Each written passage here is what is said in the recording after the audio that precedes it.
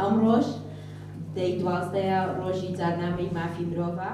لە چوارچێوەی هەڵمەتی 16 ڕۆژەی بەرەنگاربوونەوەی تونند و تیژی دژ بە ژنان و ڕۆژی جارنامەی گەردوونی مافەکانی مرۆڤدا یەکێتی ژنانی کوردستان باوبەشی مەڵبەندی سێی هەولێر لەبارەی بەرەنگاربوونەوەی تونند و تیژی لە ڕێکەوتنامە نێودەوڵەتیەکان و بنەماکانی مافی مرۆڤ و گونجاندنیان لەگەڵ یاساکانی یاریمی کوردستان ڕێخست. لە مادەی 2 جارنامەی گەردوونی مافی مرۆڤ باس لە یەکسانیەکە لە نێوان هەموو ئینسانەکان بەبێ ڕەچاوکردنی ڕەگەز بەبێ ڕەچاوکردنی زمان ئاین یعنی یەکسانیەکی تەواو هەیە لەو مادەیەدا.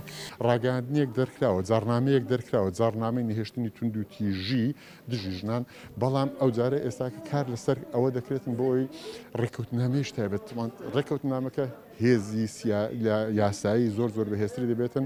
دەستەی مافەکانی مرۆڤ لە هەرێمی کوردستان ڕایدەگەنن سەرڕای بوونی چەند یاسایەکی گرنگ و کارپێکردنی بە پێوەرە نێودەوڵەتیەکان لە هەرێمی کوردستان و ڕێزگرتن لە مافەکانی مرۆڤ بەگشتی و ژنان لەو چوارچێوەدا بەڵام هێشتا کللتوری کوشتن و خۆ کوشتن و سوتاندن و کوشتنی ژنان بە هۆکاری جیاجا ماوە. ئەوەی کە هەیە تاکو ئێستا نەتواندراوە ئەم بابەتە ببێتە بابەتێکی تەواو با بڵێن کۆمەڵایەتی و شۆڕبیتەوە بەناو هەموو خێزانەکان بۆ ناو هەموو تاکەک و هەموو هاوڵاتیان و بەتایبەتی ژنان تەواو ئاشنای ئەم پێوەرە نێودەوڵەتیانە بن و چۆن بتوانن پارێزگاری لە مافەکانی خۆیان بکەن.